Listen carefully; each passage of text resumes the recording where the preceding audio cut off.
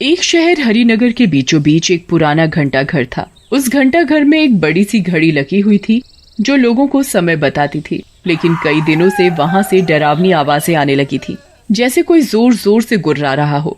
जैसे ही रात के 12 बजते घंटे की आवाज और तेज हो जाती। एक रात सोनू और मोनू नाम के दो दोस्त वहाँ से गुजर रहे होते हैं। सोनू और मोनू दोनों ही शराबी होते हैं। सोनू और मोनू को किसी औरत के रोने की आवाज सुनाई देती है। आवाज सुनकर सोनू और मोनू वहीं रुक जाते हैं। अरे मोनू, तुमको कोई आवाज सुनाई दी? ऐसा लग रहा है कोई औरत जोर जोर से रो रही है। हाँ सोनू, सुनाई तो दी, लेकिन हम इस डर से नहीं बोले कि तुम कहोगे कि हम तुम्हें डरा रहे हैं।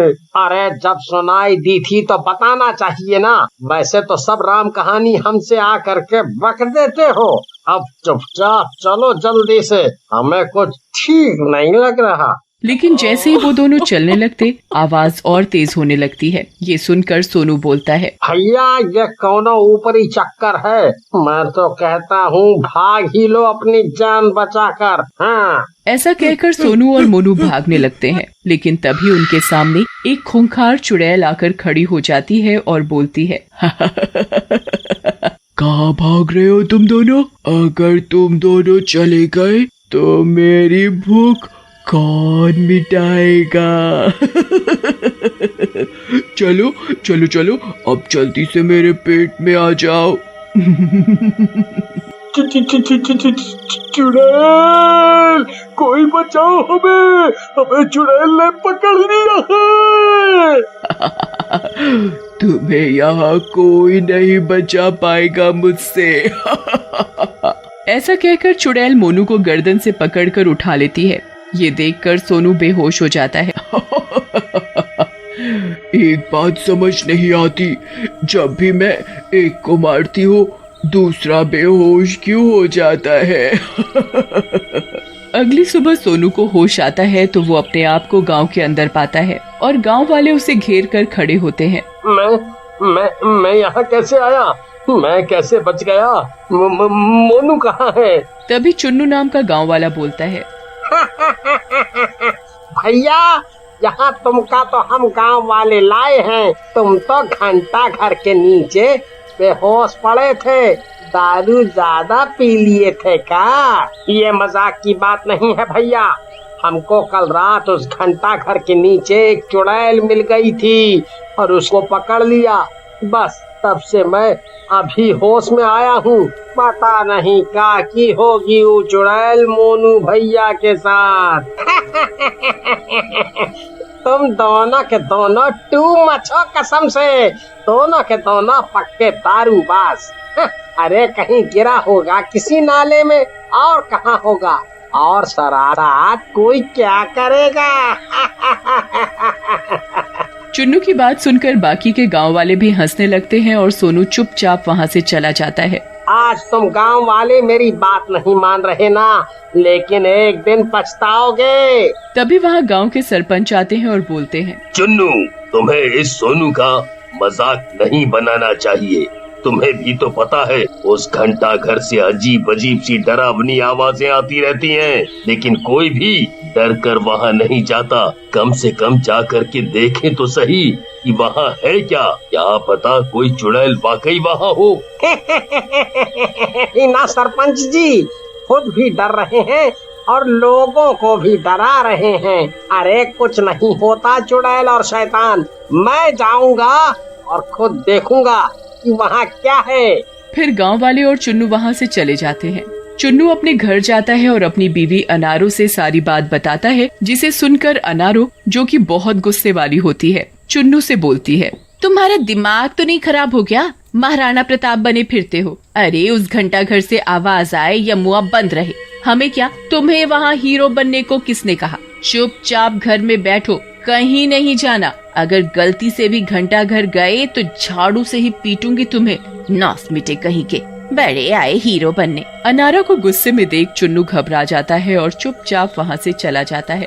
अगले दिन चुन्नू का दोस्त टिंकू उसे मिलता है और चुन्नू को बोलता है, अरे क्या हुआ चुन्नू भैया, गए नहीं घंटा घर? उस दिन तो बहुत बड़ी बड़ी ढींग हाँक रहे थे गांव वालों के आगे, अब क्या हुआ है? क्या खी कर रहे हो बंदरों की तरह? एक बार शादी कर लो तो तुम्हें पता चल जाएगा। जब बहुत सूरमा बने फिर रहे हो, जो वो बोलती है वो करती है, और जो नहीं बोलती वो तो पक्का करती है। घंटाघर नहीं गया, समझे? नहीं तो मैं किसी से भी नहीं डरता। हाँ, भाभी का नाम मत लो।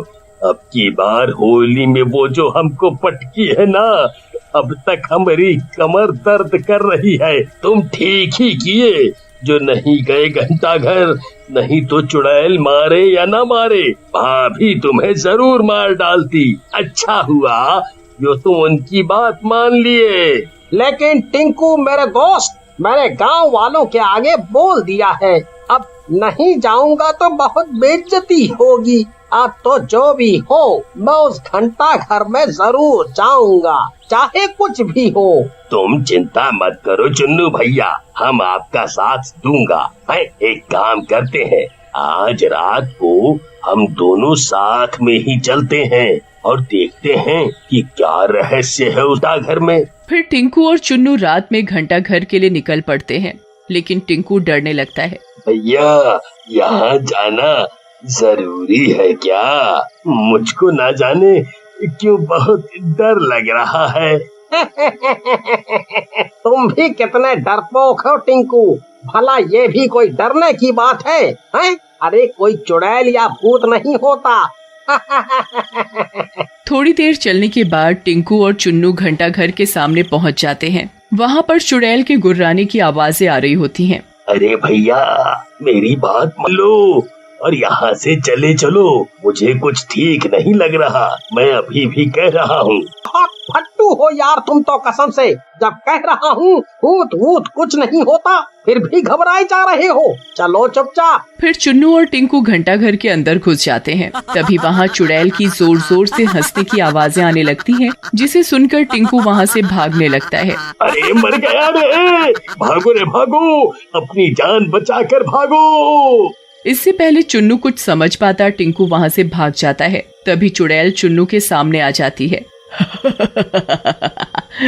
तू नहीं भागा रे।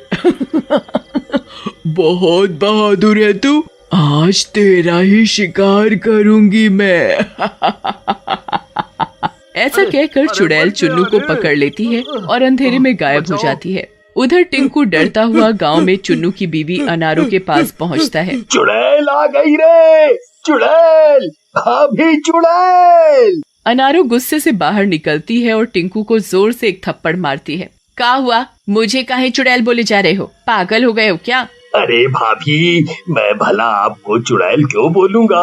वो चुन्नू भैया को घंटा घर वाली चुड़ैल ने पकड़ लिया। बड़ी मुश्किल से मैं जान बचाकर भागा हूँ। टिंकू और अनारो की बात सुनकर और भी गांव वाले और सरपंच जी वहाँ आ जाते हैं। टिंकू उन्हें सारी बात बताता है, जिसे सुनकर सरपंच जी बोलते हैं। गांव वालों, आज अपने गांव के एक और आदमी की जान खतरे में है। हमें मिलकर उसकी जान बचानी होगी। अगर वो जिंदा है तो हम उसे बचाकर जरूर लाएंगे। सब गांव वाले अपनी मशालें जला लो। सरपंच जी की बात मानकर सारे गांव वाले हाथों में मशाल जलाए हुए घंटा घर पहुंच जाते हैं। घंटा घर में चुड़ैल ने चुन्नू को बड़े घंटे में बांध रखा होता है। वाह, बहुत एकता है तेरे गांव में। तुझे बचाने के लिए पूरा गांव एक होकर आ गया। लेकिन अब ये सब मरेंगे। गांव वालों को देखकर चुन्नू चिल्लाता है। गाँव वालों, इस घंटा घर के अंदर एक कब्र में इस चुड़ैल का शरीर है। अगर हम उसे जला दें तो ये चुड़ैल भी मर जाएगी। ये जलाएंगे तो तब जब ये उस तक पहुंचेंगे। मैं अभी इस घंटा घर का दरवाजा बंद कर दूंगी। लेकिन चुड़ैल कुछ करती उससे पहले ही गांव वाले घंटा घर के दरवाजे को जला देते हैं और टिंकू घंटा घर के अंदर चला जाता है और चुड़ैल के शरीर को जला देता है। जैसे ही चुड़ैल का शरीर जलने लगता है, चुड़ैल भी जलने लगती है। अरे मर गई रे, मुझे छोड़ दो, जाने दो, मैं ये गांव छोड़ दूंगी। फिर गांव वाले चुन्नू को घंटा घर से छुड़ाकर वापस गांव में लेकर चले जाते हैं।